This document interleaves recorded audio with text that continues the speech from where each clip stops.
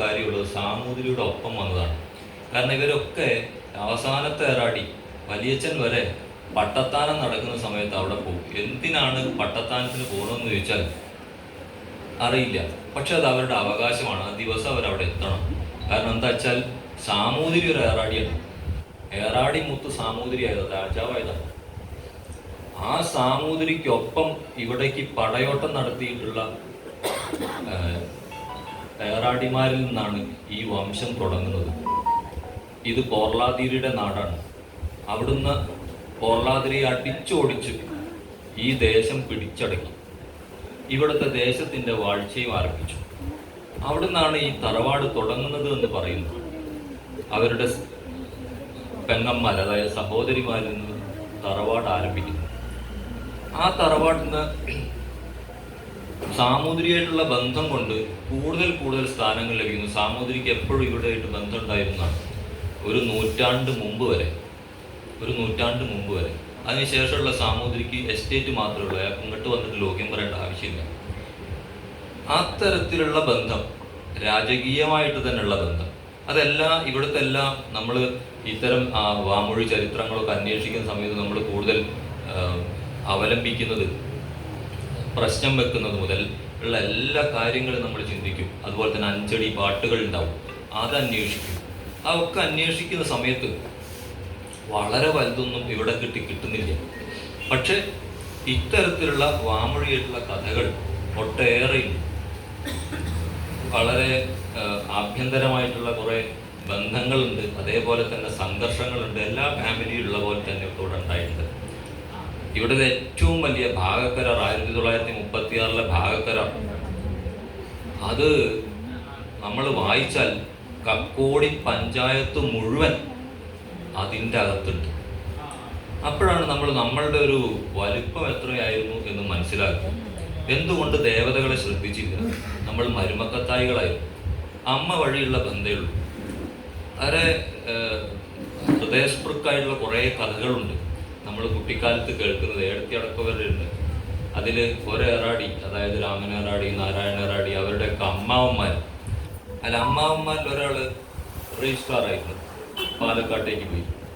ഒരാൾ കണ്ണ് രോഗ വിദഗ്ധനായിരുന്നു, കണ്ണ് ചികിത്സകൻ. അദ്ദേഹത്തിന് 4 ആരോടൊന്നും വാങ്ങില്ല. ഈ ഭാഗത്ത് മുഴുവനുള്ള പറമ്പുകളും അങ്ങനെ ഇട്ടിരിക്കുകയാണ്. കാരണം അദ്ദേഹത്തിന് ഓരോ മരുന്നും എടുത്തിട്ട് ചികിത്സ ചെയ്യണം. ചികിത്സ കൂലിക്കല്ല, ഒരു പൈസ വാങ്ങില്ല. അപ്പോൾ ആൾക്കാരെന്തെങ്കിലുമോ കൊടുക്കുന്നവരൊക്കെ മറിച്ചയക്കും, തിരിച്ചയക്കും. എന്നാലും എന്തെങ്കിലും വെക്കട്ടെ ചോദിക്കും. അതിലൊരു ഒരു രോഗി 4 ഒട്ടുമാങ്ങയല്ലേ എടുത്തി 4 ഒട്ടുമാങ്ങ കൊണ്ടുവന്നു. 4 ഒട്ടുമാങ്ങ കൊണ്ടുവന്നപ്പോൾ അത് അദ്ദേഹം വളരെ രസികനാണ്. കാരണം എന്താ അറിയോ, അദ്ദേഹം ഓരോ മാങ്ങ ഓരോ തറവാട്ടിലേക്ക് കൊടുത്തയച്ചു. ഒന്ന് നങ്ങോലത്തേക്ക് കൊടുത്തയച്ചു, ഒന്ന് കിഴക്കയിലേക്ക് കൊടുത്തയച്ചു, ഒന്ന് കൊഴോത്ത് വെച്ചു, ഒന്ന് കോഴി വെച്ചു. 4 എണ്ണം, ഏതൊരു 4 മാങ്ങ. നമ്മൾ കിലോയ്ക്ക് അല്ലേ 100 രൂപയ്ക്ക് 4 കിലോ കിട്ടുന്ന സാധനം എന്തുകൊണ്ടാണ് ഒരു ഒട്ടുമാങ്ങ 4 എണ്ണം കൊടുത്തയച്ചത്? ആ മാവൊക്കെ അവിടെ ഉണ്ടായിരുന്നു എന്നാണ്. ആ മാവ് തലമുറകളോളം ഉണ്ടായിരുന്നു എന്നുള്ളത്. ആ മാവ് എന്ന് പറയുന്നത് നമ്മൾ തമ്മിലുള്ള പരസ്പര ബന്ധത്തിനെ സൂചിപ്പിക്കുന്നതാണ്. വളരെ ഭവ്യമായിട്ടുള്ള കാര്യമാണ്. 4 മാങ്ങ കിട്ടി. എനിക്ക് അത്ഭുതം തോന്നി, ഈ 4 മാങ്ങയ്ക്ക് വേണ്ടിയിട്ട് ഇങ്ങനെയൊക്കെ കൊടുക്കും. പക്ഷേ ആ 4 മാങ്ങ ഓർക്കുന്നത് ഈ മാവ് എവിടുന്ന് കൊണ്ടുവന്നു, ഈ മാത്തൈ എവിടുന്ന് ഉണ്ടായി, അത് മല്ലിശ്ശേരിയിൽ നിന്ന് കൊണ്ടുവന്നതാണ്. മല്ലിശ്ശേരി നമ്മളും തമ്മിലുള്ള ബന്ധം എന്താണ്? അതിന് വേറെ ചരിത്രരേഖയൊന്നും വേണ്ട, ആ മാവാണ് ചരിത്രം. കൊഴോത്ത് കുറേ കാലം ആ ഒട്ടുമാവ് ഉണ്ടായിരുന്നു, ഇപ്പോൾ അതൊക്കെ കൂടെ പോയിട്ടുണ്ടാവും. ഇങ്ങനെ ചെറിയ കാര്യങ്ങൾ കൊണ്ട് വലിയ ചരിത്രം നമുക്ക് തന്നിട്ടുണ്ട്, അത് ഭവ്യമായിട്ടുള്ളത്. അതിനപ്പുറത്തേക്ക് വീണ്ടും ചരിത്ര കഥകളുണ്ട്. വീരത്വം തോന്നുന്ന വളരെ യോദ്ധാക്കളുടെ ചരിത്രമുണ്ട്. യുദ്ധത്തിന് പോയിട്ട് തിരിച്ചു വന്നില്ലെങ്കിൽ ഒരു മാംസക്കഷ്ണം എന്ന് പറയുന്ന എല്ലാ സ്ഥലത്തും കേൾക്കുന്ന ഒരു കഥ ഉണ്ടല്ലോ. ഞാൻ യുദ്ധത്തിന് പോവുകയാണ്, യുദ്ധത്തിന് പോയി കഴിഞ്ഞാൽ വന്നിട്ടില്ലെങ്കിൽ അതിൻ്റെ ഇത് അറിയും, അതിൻ്റെ ഭാഗം അത് അവിടുത്തെ കുഴിച്ചിട്ടാൽ മതി, അത് തറ കെട്ടിയാൽ മതി എന്നുള്ള പറച്ചില്ല യോദ്ധാവ് പോവുക ഏറാടി. അങ്ങനെ ഒരു മാംസക്കഷ്ണം കണ്ടു, അവിടെ വെച്ചു, ദൈവം വന്നു. ഇങ്ങനെയുള്ള എല്ലാ കഥ വെച്ചാൽ യോദ്ധാവാണ് ചികിത്സകനാണ്. ഡോക്ടർമാരിവിടെ ഉണ്ടാവുന്നത് എന്തുകൊണ്ടെന്ന് ചോദിച്ചാൽ ശരിക്കും അതിൻ്റെ ഉത്തരം അതാണ്. നമുക്ക് വൈദ്യ പാരമ്പര്യം ഉണ്ടായി. കുഴത്ത് അമ്മമ്മ പറയുന്ന ഒരു പറമ്പ് കാണിച്ചിട്ട്, അമ്മമ്മയുടെ അച്ഛനാണ് അത് പൊളിപ്പിച്ച് അത് പറമ്പാക്കിയത്. അത് എഴുത്തുവരെ ചെയ്തു. എഴുത്തച്ഛൻ വന്ന് പഠിപ്പിക്കുന്ന സ്ഥലമാണ്. ഒരു സ്കൂളിൻ്റെ അത്ര നീളമുണ്ട്. ഈ സ്കൂൾ ഇതിനേക്കാൾ നീളമുണ്ട് ആ ഭാഗത്തിന്. ഞാൻ ചോദിച്ചു, അവർക്ക് എന്തിനാ പൊളിച്ചത്? പിന്നെ ഇവിടെ എന്തുണ്ട്? കെട്ടിടാക്കം ഉണ്ടാക്കി വെച്ചിട്ട് ദ്രവിച്ച് കിടക്കുന്നതിനേക്കാൾ നല്ലത് അത് ഇതാക്കിയിട്ട് മണ്ണാക്കിയാൽ അവിടെ എന്തെങ്കിലും തൈ വെച്ചൂടെ എന്നാണ് ചോദ്യം. അപ്പൊ അത്രയും വിദ്യാഭ്യാസത്തിൽ മാത്രമല്ല, യോദ്ധാക്കളായിരുന്നു, ഭരിച്ചവരായിരുന്നു. ഭരിച്ചു എന്ന് പറഞ്ഞാൽ നേരത്തെ പറഞ്ഞു, 2 ജ്യേഷ്ഠന്മാർ അനുജനും.